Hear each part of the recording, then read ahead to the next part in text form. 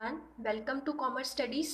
आज हम इस वीडियो में डिस्कस करेंगे जो डिविडेंड की दो थ्योरीज रह गई थी, जिसमें हमने इससे पहले हमने वॉल्टर मॉडल और गॉर्डन मॉडल को डिस्कस कर लिया था, जो कि रेलिवेंट अप्रोच थे डिविडेंड के। आज हम इस वीडियो में जो इरेलीवेंट अप्रोच है उसको डिस्कस करेंगे। तो चलो स्टार्ट करते हैं आज की वीडियो। देखो, फर्स्ट जो है इरेलीवेंट थ्योरीज के अंदर जो फर्स्ट है वो है रेजिडुअल, और जिसे हम ट्रेडिशनल अप्रोच भी बोलते हैं, ठीक है। और जो सेकंड है वो है एमएम अप्रोच, जिसे हम मोदिग्लियानी और मिलर्स अप्रोच बोलते हैं, ठीक है। तो पहले हम रेजिड्यूल और ट्रेडिशनल अप्रोच को डिस्कस करेंगे, उसके बाद हम एमएम अप्रोच को डिस्कस करेंगे। देखो, ये दोनों ही इरेलीवेंट हैं, मींस ये दोनों ही ये बोलते हैं कि डिविडेंड देने की वजह से मेरी वैल्यू फर्म पे या मेरे शेयर्स पे उनके कोई इम्पैक्ट नहीं पड़ता, ठीक है। तो पहले हम इसको डिस्कस करेंगे। देखो, ये बहुत ही ज़्यादा ईजी है। रेजिड्यूल और ट्रेडिशनल अप्रोच क्या बोलता है, ये कुछ मतलब इन्होंने अपना ज़्यादातर डिफाइन नहीं किया। इन्होंने क्या बोला है कि या अगर हमारे पास दो सिचुएशन है, इन्होंने बोला या तो मैं अगर तो मेरे पास कोई भी इन्वेस्टमेंट की अपॉर्चुनिटी नहीं है, इन्वेस्टमेंट की अपॉर्चुनिटी है अगर मेरे पास, पहले तो मैं ये बताऊंगी, ठीक है। इन्वेस्टमेंट की अपॉर्चुनिटी है फ्यूचर में, यस। अगर मेरे पास नहीं है, ठीक है, नॉट, तो मैं क्या करूँगी, डिविडेंड दे दूँगी, ठीक है। तो इन्होंने क्या बोला कि अगर मेरे पास फ्यूचर में उस मनी को मैं कहीं इन्वेस्ट कर सकती हूँ, तो मैं उस मनी को अपने पास रख लूँगी। अगर मुझे लगता है कि वो मैं उस मनी को कहीं भी इन्वेस्ट नहीं कर सकती, तो मैं क्या करूँगी, उस मनी को डिस्ट्रीब्यूट कर दूँगी। डिस्ट्रीब्यूट किसे करेंगे हम, एज ए डिविडेंड। किसे देंगे, शेयर होल्डर्स को। हम ये शेयर होल्डर्स हैं, उन शेयर होल्डर्स को पेमेंट कर देंगे, ठीक है। तो मतलब ये थ्योरी ये बोलती है कि ये कंपनी पे डिपेंड करता है कि उसे लगता है कि उन्हें वो फंड जो है, जो भी उनका प्रॉफिट है उन्हें चाहिए, उन्हें फ्यूचर में अपॉर्चुनिटी है उसको इन्वेस्ट करने के लिए, तो वो अपने पास रख लेगी। अगर उसे लगता है कि उनके पास कोई अपॉर्चुनिटी नहीं है फ्यूचर में, तो वो क्या करेंगी, उनको डिस्ट्रीब्यूट कर देंगी। डिस्ट्रीब्यूट किसे करेंगी, शेयर होल्डर्स को। क्या डिस्ट्रीब्यूट करेंगी, डिविडेंड डिस्ट्रीब्यूट करेंगी, ठीक है। तो ये अप्रोच सिर्फ यही बोलती है कि मतलब इसमें ज़्यादा कुछ नहीं उन्होंने बोला। उन्होंने सिर्फ ये बोला कि कंपनी पे डिपेंड करता है कि अगर वो इन्वेस्ट करना चाहती है, तो अगर वो मनी को रखना चाहती है कहीं इन्वेस्ट करने के लिए, तो वो रख सकती है, अदरवाइज वो डिस्ट्रीब्यूट करती है, ठीक है। तो इस थ्योरी में सिर्फ इतना ही है, और ये बोलता है कि वैल्यू फर्म पे कोई इम्पैक्ट नहीं पड़ता। अगर आप देते हैं डिविडेंड तो भी कोई इम्पैक्ट नहीं पड़ता, और अगर हम नहीं भी देते डिविडेंड तो भी इसका कोई इम्पैक्ट नहीं पड़ता, ठीक है। तो इसलिए इरेलीवेंट अप्रोच ही है, ठीक है। तो हम अब सेकंड जो डिस्कस करेंगे वो है एमएम मॉडल। देखो, एमएम मॉडल ये बहुत कॉम्प्रिहेंसिव मॉडल है।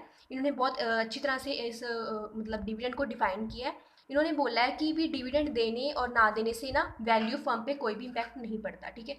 अगर डिविडेंड देते हैं, ठीक है, अगर डिविडेंड दे रहे हैं, ठीक है, तो भी कोई इम्पैक्ट नहीं पड़ेगा। अगर डिविडेंड मैं नहीं भी दे रही तो भी कोई इम्पैक्ट नहीं पड़ेगा, नो, ठीक है। तो कोई भी इम्पैक्ट पड़ने वाला नहीं है वैल्यू फर्म पे। हम इसको प्रैक्टिकली करेंगे तो आपको बिल्कुल क्लियर हो जाएगा, ठीक है। और ये जो मॉडल है ना, ये भी कुछ अजम्पशंस के बेसिस पे है। देखो, इन्होंने क्या अजम्पशन मानी है कि there is a perfect capital market. ये मॉडल तभी अप्लाई होगा अगर परफेक्ट कैपिटल मार्केट है और कोई टैक्सेस नहीं है, ठीक है, और कॉन्स्टेंट इन्वेस्टमेंट पॉलिसीज हैं। इसके बाद में no risk of uncertainty, future profit known, और फ्यूचर के प्रॉफिट जो है वो सर्टन है। Information about the company is available, ठीक है। इनमें से ना ये वाला जो ये वाली जो जो एजम्पशंस है ना, इसको विड्रॉ कर लिया था उन्होंने बाद में। इसको विड्रॉ इसलिए किया था क्योंकि अगर आप खुद सोचो कि फ्यूचर का प्रॉफिट हमेशा सर्टन कैसे हो सकता है। इन्होंने पहले ये एजम्पशन दी, बाद में इसको विड्रॉ कर लिया गया, ठीक है। तो ये भी हमें ध्यान रखना पड़ेगा कि इस एजम्पशन को बाद में विड्रॉ कर लिया गया था। हमें इसको मेंशन कर सकते हैं, बट साथ में हम लिख सकते हैं कि इसे बाद में विड्रॉ कर लिया गया था, बाद में इसे नहीं अप्लाई किया गया, मतलब इसको नहीं मानेंगे हम, ठीक है। कि फ्यूचर आप खुद सोच के देखो कि फ्यूचर का प्रॉफिट कहाँ सर्टन हो सकता है। आज से हमें कल की बात नहीं हम कर सकते, तो ये फ्यूचर का प्रॉफिट सर्टन कैसे हो सकता है, ठीक है। तो इसको विड्रॉ कर लिया गया था बाद में। अगर ये मॉडल तभी अप्लाई होगा अगर ये असम्पशन सारी फुलफिल हो जाएंगे, ठीक है। तो ये था मोदी गिलियानी और मिलर्स अप्रोच, और ये इसे हम एमएम मॉडल भी बोलते हैं। देखो, इसमें 3 फॉर्मूलाज हैं, ठीक है। अगर हम ये तीनों फॉर्मूलाज को अच्छी तरह लर्न कर लेंगे तो इसका हम प्रैक्टिकल भी सॉल्व कर सकते हैं। देखो, फर्स्ट फॉर्मूला क्या है। फर्स्ट ऑफ ऑल हम इसमें कैलकुलेट करते हैं प्राइस ऑफ शेयर्स, ठीक है। प्राइस ऑफ शेयर कैसे कैलकुलेट करने का फॉर्मूला क्या है, P1, मतलब इसका मतलब हो गया प्राइस ऑफ शेयर, ठीक है। P0 मीन्स जो हमारा शेयर का पहले का प्राइस क्या है, ठीक है, पुराना प्राइस क्या है हमारा, ठीक है। और इसे हम यहाँ पे 1 प्लस कॉस्ट ऑफ इक्विटी, मतलब कॉस्ट ऑफ कैपिटल जिसे हम बोलते हैं, कैपिटलाइजेशन रेट क्या है हमारा, वो हम यहाँ पे लिखेंगे। माइनस डी मीन्स डिविडेंड, मैं कितना डिविडेंड दे रही हूँ, ठीक है। ये फॉर्मूला अगर हम लगाएंगे तो इससे हमारी क्या वैल्यू आएगी, हमारी वैल्यू आएगी पी की। That means price of share हमारे पास आ जाएगा, ठीक है। इस फॉर्मूला को हम आगे प्रैक्टिकली अप्लाई करेंगे। देखो एक बार अब मैं आपको सारा समझा रही हूँ कि क्या क्या है। सेकंड फॉर्मूला जो है वो है नंबर ऑफ शेयर कैलकुलेट करने का, ठीक है, कितने शेयर इशू करने हैं उसको कैलकुलेट करने का फॉर्मूला है, और उसको हम डोनेट करते हैं एम के साथ। रिप्रेजेंट एम क्या रिप्रेजेंट कर रहा है, नंबर ऑफ शेयर इशू, कितने शेयर इशू किए हैं, ठीक है। आई मीन्स कैसे कैलकुलेट करेंगे, आई minus E minus N D, ठीक है, इसको bracket close divide by P1 जो हमने यहाँ पे कैलकुलेट किया था वो हम यहाँ पे पुट कर देंगे, ठीक है। आई मीन्स इन्वेस्टमेंट की कंपनी कितना इन्वेस्टमेंट करना चाह रही है, E means earning, earning company की कितनी हो रही है, एन मीन्स की कंपनी के पास पुराने शेयर्स कितने हैं, मतलब बिगिनिंग में कितने शेयर्स हैं, और डी मीन्स डिविडेंड कंपनी पर शेयर पे कितना दे रही है डिविडेंड, ठीक है, डिवाइड बाई पी मीन्स जो हमने यहाँ पे कैलकुलेट किया उसको हम यहाँ पे रख देंगे, ठीक है। ये है नंबर ऑफ शेयर कैलकुलेट करने का फॉर्मूला, हम मतलब कितने शेयर हमने इशू करने हैं उसका कैलकुलेट करने का फॉर्मूला, ठीक है। इसको हम प्रैक्टिकली करेंगे तो आपको समझ आएगा। देखो नेक्स्ट है वैल्यू ऑफ फर्म कैलकुलेट करने का फॉर्मूला। वैल्यू ऑफ फर्म कैसे कैलकुलेट करेंगे, इसको डोनेट करते हैं इसके साथ एन और पी के साथ, ठीक है। N means number of share जो पहले थे पुराने, एम मीन्स जो अब हमने कैलकुलेट किए हैं वो यहाँ पे आ जाएंगे नए नंबर ऑफ शेयर्स, ठीक है। P1 मीन्स जो हमने पहले प्राइस कैलकुलेट किया था फर्स्ट वाले में वो यहाँ पे पुट करेंगे, माइनस, ठीक है, इन्वेस्टमेंट माइनस अर्निंग, ठीक है, जो हमारी इन्वेस्टमेंट है कंपनी की अर्निंग है, divide by 1 plus cost of overall cost of capitalization, जो हमारी कैपिटलाइजेशन होगी वो एक रेट दिया होता है, ठीक है, उसको यहाँ पे पुट करते हैं, ठीक है, तो वो यहाँ पे आ जाएगा, ठीक है। तो हमें 3 फॉर्मूलाज लगा के हम कहेंगे कि वैल्यू फर्म पे डिविडेंड देने से कोई इम्पैक्ट पड़ता है या नहीं इम्पैक्ट पड़ता है, इसको हम कैलकुलेट करेंगे, ठीक है। तो चलो इसको एक एग्जाम्पल के साथ ही डिस्कस कर लेते हैं। देखो ये एक एग्जाम्पल है, ठीक है। एग्जाम्पल हमारे पास देखो क्या है कि कंपनी कैपिटलाइजेशन रेट क्या है कंपनी का 10%, ठीक है, जो हम बार बार KE की बात करते हैं ना वो ये क्या है 10% दिया हुआ है। आउटस्टैंडिंग शेयर क्या है हमारे पास इतने हैं, ठीक है, इतने शेयर्स हैं, आपको मैंने बताया इसका मतलब होता है एन गिवन है हमें।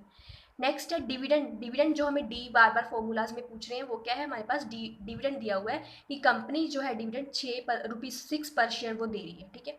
नेक्स्ट दिया हुआ है नेट इनकम, मतलब उनकी जो इनकम है अर्निंग है जिसे हम ई से डोनेट करते हैं वो क्या है 50,000 है। और ये क्या है कंपनी की नेट इन्वेस्टमेंट जिसे हम क्या किसे डोनेट करते हैं आई कंपनी की कितनी है 1 लाख, कितने वो इन्वेस्ट कर रही है। नेक्स्ट है show the impact on the value of the firm when dividend is paid और डिविडेंड इज नॉट पेड, ठीक है। तो उन्होंने ये सारी इन्फॉर्मेशन हमें दे दी और उन्होंने बोला कि कैलकुलेट करो कि डिविडेंड पे करने से और ना पे करने से किस पे क्या इम्पैक्ट पड़ता है, किस पे वैल्यू फर्म पे क्या इम्पैक्ट पड़ रहा है, ठीक है। हमने कौन सा मॉडल लगाना है MM हाइपोथेसिस, जो अभी हमने यूज़ किया ना, अभी हमने मतलब डिस्कस किया उसी को हमने अप्लाई करना है यहाँ पे, ठीक है। तो चलो इसको डिस्कस करते हैं। उन्होंने 2 सिचुएशन दिए हैं कि अगर ये सारी इन्फॉर्मेशन आपके पास अवेलेबल है तो आपके पास 2 सिचुएशन है, तो इसको आप कैसे अप्लाई करोगे, मतलब क्या इम्पैक्ट पड़ेगा वैल्यू फर्म पे। देखो इसको मैं सामने रख लेती हूँ, ठीक है, इसको यहीं रख लेते हैं साथ में, ठीक है। फर्स्ट हम इस सिचुएशन को ना 2 पार्ट में डिवाइड कर देंगे। फर्स्ट है कि व्हेन डिविडेंड इज पेड, ठीक है, dividend is paid when dividend is not paid, ठीक है, हम 2 पार्ट में डिवाइड कर लेते हैं। पहले हम करेंगे कि व्हेन डिविडेंड इज पेड, जब डिविडेंड हम दे रहे हैं तो इस केस में पहले मैंने आपको बोला ना हमारे पास 3 फार्मूलाज हैं, तो फर्स्ट फार्मूला हम लगाएंगे प्राइस ऑफ शेयर का। जब हम प्राइस ऑफ शेयर कैलकुलेट कर रहे हैं, ठीक है, तो हमें ये फॉर्मूला लगाना पड़ेगा, ठीक है। अब हमें यहाँ पे P0 मतलब पहले वाले शेयर्स का प्राइस कितना दिया हुआ है, ये देखो पुराने शेयर है ना उनका प्राइस कितना है 100, तो हम क्या करेंगे यहाँ पे 100 वैल्यू पुट कर देंगे, ठीक है, 100। अब 1 का 1 प्लस कॉस्ट ऑफ इक्विटी कितनी दी हुई है हमें, कॉस्ट ऑफ इक्विटी नहीं सॉरी कैपिटलाइजेशन रेट कितना दिया हुआ है, ये देखो मैंने आपको यहाँ पे बताया 0.10 लिखेंगे क्योंकि उसके साथ परसेंटेज लगी हुई है, ठीक है, माइनस डी कितना दिया हुआ है हमें, डिविडेंड उन्होंने कितना बोला, डिविडेंड कितना बोला था हमें, देखो 6 पर शेयर, तो हम यहाँ पे 6 पुट कर देंगे, ठीक है। अब इसको हम जब सॉल्व करेंगे तो ये कितना आ जाएगा, ये आ जाएगा 104, ठीक है। जब आप इसको सॉल्व करोगे ना तो ये 104 आ जाएगा। इसको इसके अंदर से प्लस करके इसके साथ मल्टीप्लाई किया 110 आ गया, -6 और 104 इसका प्राइस आ गया शेयर का, ठीक है। इसी तरह हम साथ वाला दूसरा ऑप्शन भी साथ के साथ ही करेंगे। जैसे अगर मैं ये तो सिचुएशन थी जब मैं डिविडेंड पे कर रही हूँ, सेकेंड सिचुएशन है जब डिविडेंड नहीं पे कर रहे, ठीक है, तो प्राइस तो वही रहेगा 100, कॉस्ट ये हमारा ये भी यही रहेगा सेम, माइनस डिविडेंड अब यहाँ पे क्या आ जाएगा 0, क्योंकि इस सिचुएशन में हम कह रहे हैं कि डिविडेंड दे रहे हैं, इस सिचुएशन हम नहीं दे रहे तो यहाँ पे 0 लिखेंगे। पहले वाले में 6 लिख दिया क्योंकि डिविडेंड उन्होंने बोला था कि 6 दे रहे हैं, इस वाले में हम बोले हैं कि नहीं दे रहे तो यहाँ पे हमने 0 मेंशन कर दिया, ठीक है। अब हम जब इसको सॉल्व करेंगे तो ये तो हमारे पास वैल्यू आ जाएगी 110, ठीक है। तो दोनों साइड हमने प्राइस ऑफ शेयर कैलकुलेट कर लिया, एक साइड ये आया और एक साइड ये आया।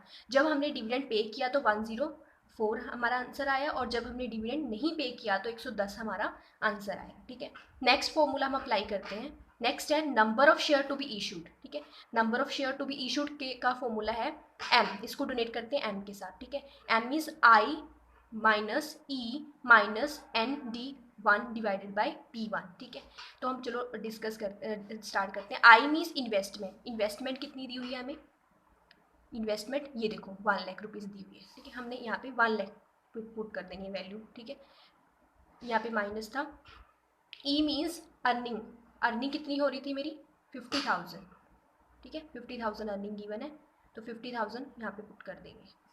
माइनस एन, पुराने शेयर्स कितने हैं, पुराने शेयर्स कितने हैं 5,000, 5,000 यहाँ पे पुट कर देंगे। ठीक है, इंटू D1, D1 क्या था, डिविडेंड कितना था, कितना था 6 था ना, देखो डिविडेंड 6 दे रहे हैं हम, 6 था, डिवाइड बाय P1, P1 जो हमने पहले कैलकुलेट किया, ये वाली वैल्यू यहाँ पे आ जाएगी। ठीक है, यहाँ पे आ गई। ठीक है, जब हम इसको सॉल्व करेंगे ना तो हमारी यहाँ पे वैल्यू आ जाएगी 80,000 डिवाइडेड बाई 104। ठीक है, इतनी हमारी वैल्यू, जब हम इसको सॉल्व कर लेंगे सारे को तो इतनी हमारी वैल्यू आ जाएगी। मतलब हमें इतने शेयर्स जो हैं वो इशू करने चाहिए। एम की वैल्यू इतनी आ गई, पी की वैल्यू इतनी आ गई थी, एम की वैल्यू इतनी आ गई। इसको भी हम साथ के साथ सॉल्व कर लेते हैं, इधर वाले को साइड को भी। जब हम इसको सॉल्व करेंगे तो यहाँ पे भी सेम आ जाएगा 1 लाख, 1 लाख लिख देती हूँ मैं सीधा कि स्पेस कम है। Minus E means 50,000 minus N, अब यहाँ पे डिविडेंड कुछ नहीं दे रहे हम। ठीक है, 0, एन का हमारे पास कितना था 5,000, तो वो 0 ही हो जाएगा। डिवाइड बाई 110 था ना, यहाँ पे प्राइस कितना आया था 110, इसकी वैल्यू ये वाली थी, वो हमने यहाँ पे पुट कर दी। और यहाँ पे जब इस सिचुएशन को सॉल्व करेंगे तो हमारे पास वैल्यू आ जाएगी 50,000 डिवाइड बाई 110। आपने ध्यान रखना है कि यहाँ पे हमने 0 पुट करना है क्योंकि डिविडेंड इस साइड हम नहीं दे रहे। ठीक है, तो यहाँ पे हमारे पास एम की वैल्यू कितनी आ गई 50,000 डिवाइड बाई 110। ठीक है, तो हमने पी की वैल्यू कैलकुलेट कर ली, मतलब प्राइस ऑफ शेयर दोनों साइड कैलकुलेट कर लिया हमने, नंबर ऑफ शेयर कैलकुलेट कर लिया। हम वैल्यू ऑफ फर्म कैलकुलेट करते हैं। देखो जब तक हम ये दोनों चीज़ों को सॉल्व नहीं करेंगे तब तक वैल्यू फर्म नहीं कैलकुलेट कर सकते, तो ये ज़रूरी है सॉल्व करना। ठीक है, तो हम वैल्यू फर्म को कैसे कैलकुलेट करेंगे, एन, एन हमें कितना दिया हुआ है, पुराने शेयर्स कितने दिए हुए हैं 5,000, हमने यहाँ पे पुट कर लिया 5,000। ठीक है, प्लस एम, एम क्या दिया हुआ है हमें, अभी हमने कैलकुलेट किया ऊपर 80,000 डिवाइड बाई 104, यही कैलकुलेट किया ना अभी ऊपर एम। और P1, P1 सबसे पहले कैलकुलेट किया था हमने 104, हम 104 को यहाँ पे लिख देंगे। माइनस इन्वेस्टमेंट, इन्वेस्टमेंट हमारी कितनी थी, इन्वेस्टमेंट कितनी थी हमारी 1 लाख, देखो नेट इन्वेस्टमेंट 1 लाख है, तो हमने 1 लाख यहाँ पे पुट कर दिया। ठीक है जी, माइनस अर्निंग कितनी थी हमारी, अर्निंग कितनी थी, अर्निंग हमारी थी 50,000, तो हमने यहाँ पे 50,000 सॉल्व कर फिल कर दिया। ठीक है, अब उसके बाद में डिवाइड बाय 1 प्लस ये, और कैपिटलाइजेशन रेट कितना था 10%, इसको ऐसे फिल कर दिया। तो जब हम इसको सॉल्व करेंगे ना, सॉल्व करने के बाद हमारे इस साइड की वैल्यू आएगी 5 लाख, मतलब इस वैल्यू कितनी आ जाएगी फर्म की 5 लाख, जब आप इसको सॉल्व करोगे वैल्यू आ जाएगी 5 लाख। ठीक है, सिमिलरली हमने ये सारी थिंग्स को यहाँ पे पुट करना है इधर वाली साइड पे, तो इधर वाली साइड पे भी हमारे पास वैल्यू आ जाएगी 5 लाख। मैं आपको करके दिखा देती हूँ next.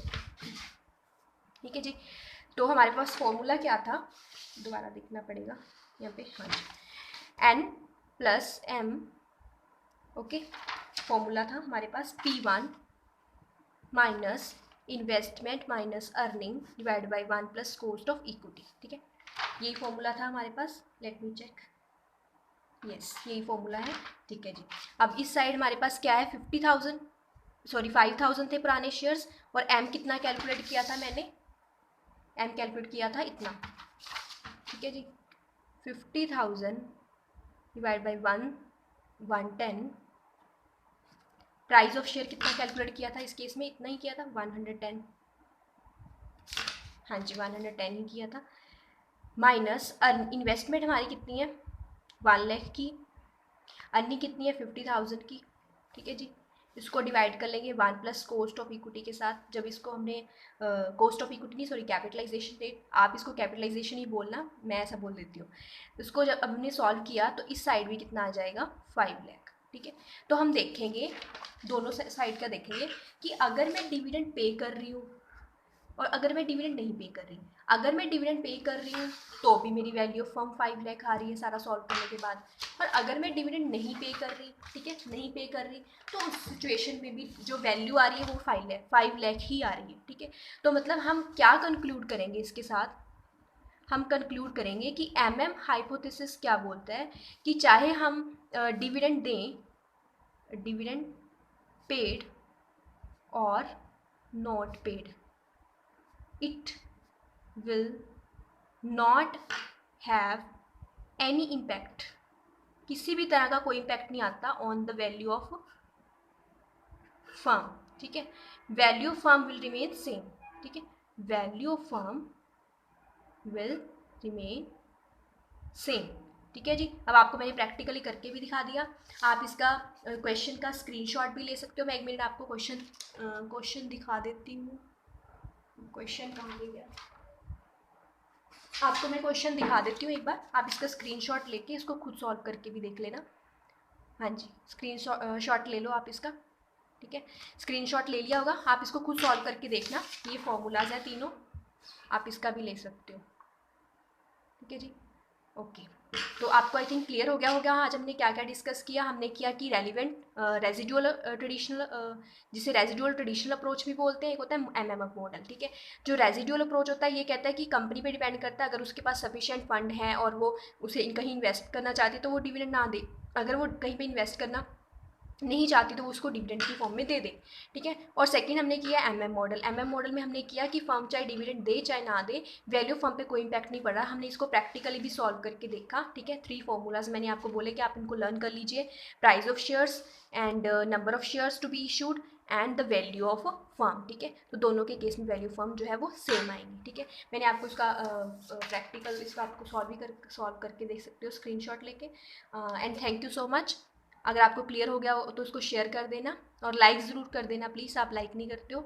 And thank you so much. अगर आपने अभी तक चैनल को सब्सक्राइब नहीं किया तो चैनल को सब्सक्राइब कर लेना और इसके साथ जो बेल आइकन है उसको प्रेस कर देना ताकि जो सारी वीडियोज़ की नोटिफिकेशन जो है आपको मिलती रहे। ओके जी, थैंक यू सो मच।